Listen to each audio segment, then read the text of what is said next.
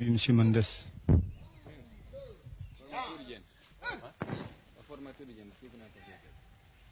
Je considère que le général Spinola, qui a employé toute sa tactique de guerre anti-guérilla chez nous pour voir s'il pouvait détruire notre lutte en 2 ans, puis en 4 ans et 5 ans, il a eu un échec total. Nous considérons que avec sa présence à la nouvelle équipe du Portugal,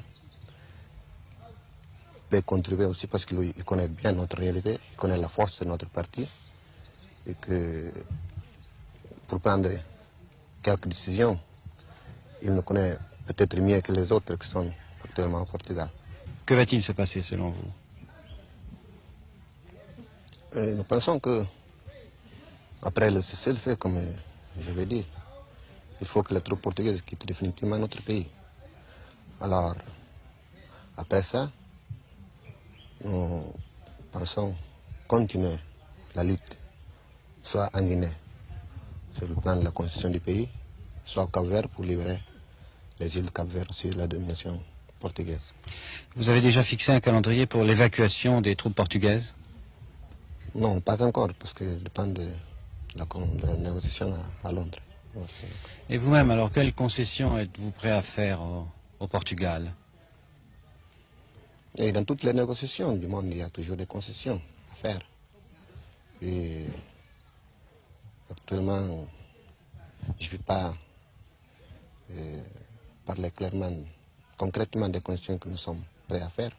Ça dépend de la volonté des Portugais aussi, des propositions qu'ils vont nous poser.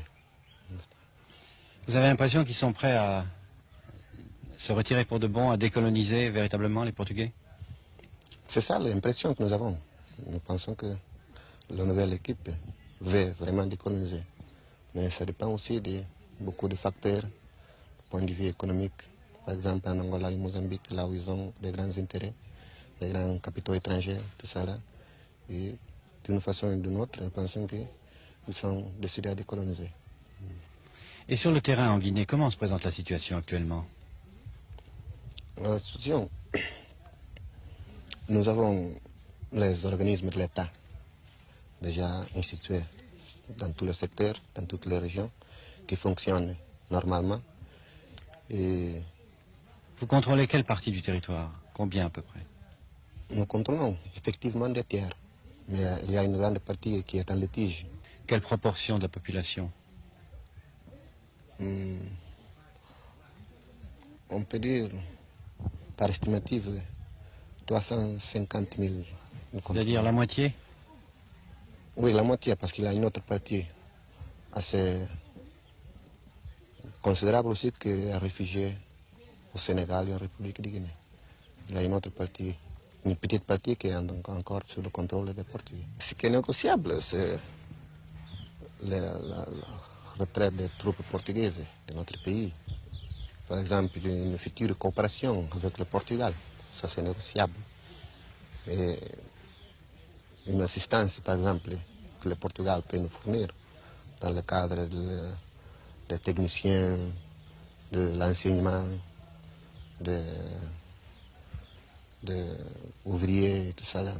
Ce qui n'est pas négociable, c'est la dignité de notre pays, c'est l'indépendance. Ça, c'est pas négociable. Et si les Portugais vous proposent que la population soit consultée par un vote, c'est-à-dire qu'on procède à l'autodétermination, sur l'indépendance ou une autre formule, est-ce que vous accepterez ce principe? Élections contrôlées, libres. Et nous pensons que ce que est absurde, c'est que les Portugais, par exemple, peuvent nous proposer ces principes. Parce qu'ils ne peuvent pas avoir le vote pour demander à la population s'il veut être indépendant ou bien s'il ne veut pas. Parce que la preuve en est que nous avons déjà lutté pendant 11 ans. C'est une preuve déjà grande que la population veut l'indépendance. Alors, s'il n'y a pas d'accord entre les mouvements de libération d'Angola et du Mozambique et le Portugal, c'est-à-dire si dans ces deux territoires la guerre se poursuit, qu'est-ce que vous ferez? Est-ce que vous serez solidaire ou est-ce que vous chercherez quand même un accord avec les Portugais? Et nous pensons que le Portugal ne peut pas penser qu'en nous donnant, en nous accordant, bien en acceptant les principes que nous avons posés pour notre indépendance, peut continuer la guerre avec, dans les autres colonies portugaises.